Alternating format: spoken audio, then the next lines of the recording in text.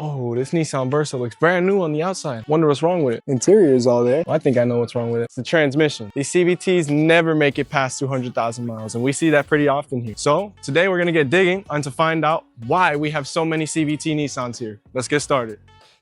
So last week, we had a guy bring his 2009 Nissan Morano into the junkyard. Looks pretty nice to me, if you ask. Now, what was wrong with it? Transmission, completely shot. He went to the dealer, they looked at him, they told him $5,000 repair. He said, I can't pay that. So he called us and he brought it over here, and now it's here. The transmissions, you can't convince me, man. They're pretty bad. If I could crack one open and show you guys, I would. It's like a ball, right? With a crack in the middle and a belt going right down the middle. And the ball closes and opens as you're driving. And over time, the belt heats up and it wears down. So it won't be able to drive as good or go as fast or sometimes even drive at all, depending on how you drive it. So that's why we have so many Nissans here, like this beautiful Nissan Morano. So a couple weeks ago, we had posted a video of a Nissan coming into our lot on the truck.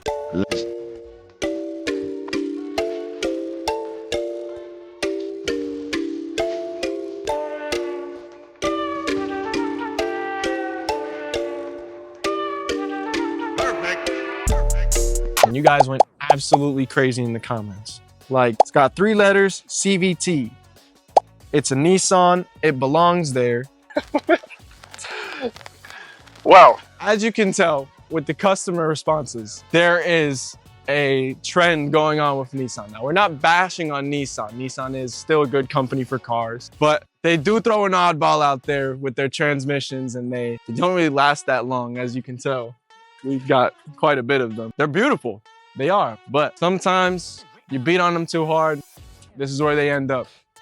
Now, I do drive a Nissan myself, but I am aware of their issues, like the overheating, the CVTs are completely sealed, the dipstick is non-existent in that car. So there's a lot of issues within the transmission, surrounding the transmission and everything about it really. But what can we do to solve that?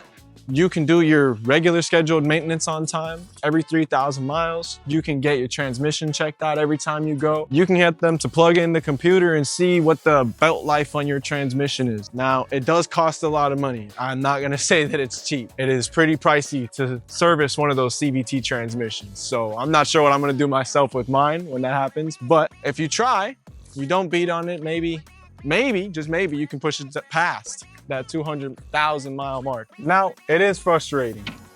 It comes down to people beating on their cars and, you know, waiting last minute to do service, all that stuff.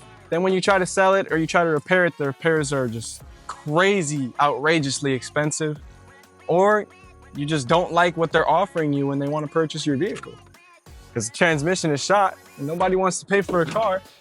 Well, the main component of it is not working. There's no point in buying the car. But we have a beautiful lot of Nissans here. You are welcome to come and take stuff off of them if you have a Nissan yourself. And you guys should make sure to take care of your Nissans so that they don't end up in our fleet of Nissans. I don't want to see no beautiful Nissans out there. They're too pretty. Some of these cars are too pretty to be in here. You guys should tell me if you guys have a Nissan and if it's ever had any issues, or if it even has a CVT. Let me know if your car's ever wobbled while you're driving, or maybe even slipped a gear. Let us know in the comments, and like, subscribe, and share for more. I'm gonna see you next time on Central Florida Pick and Pick.